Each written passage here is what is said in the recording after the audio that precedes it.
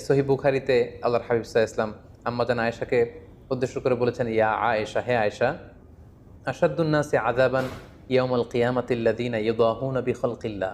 কিয়ামতের দিন সবচেয়ে বেশি শাস্তি দেয়া হবে তাদেরকে যারা আল্লাহর সৃষ্টির সাথে সাদৃশ্য করে কিছু করতে চায়। অর্থাৎ আপনি যদি প্রাণী আঁকতে চান, কেমন যেন আল্লাহর সৃষ্টির সাথে সাদৃশ্য করে আপনি কিছু করে দেখাতে চাইলেন। এবং বুখারী মুসলিম উভয় হাদিসের গ্রন্থে এসেছে, আল্লাহ রাসূল সাল্লাল্লাহু আলাইহি ওয়াসাল্লাম ইরশাদ করেছেন, ইন্না আশাদ্দান নাসি আযাবান ইয়াউমাল কিয়ামাতি আল মুসাউবিরুন। কিয়ামতের দিন তাকে সবচাইতে বেশি শাস্তি দেয়া হবে যে প্রাণীর ছবি আঁকে বা মূর্তি বানায় কিংবা স্ট্যাচু বা স্কাল্পচার বা ভাস্কর্য তৈরি করে। তাদের জন্য কঠিন শাস্তির কথা কিন্তু আল্লাহ রাসূল সাল্লাল্লাহু আলাইহি ওয়াসাল্লাম আমাদেরকে জানিয়েছেন।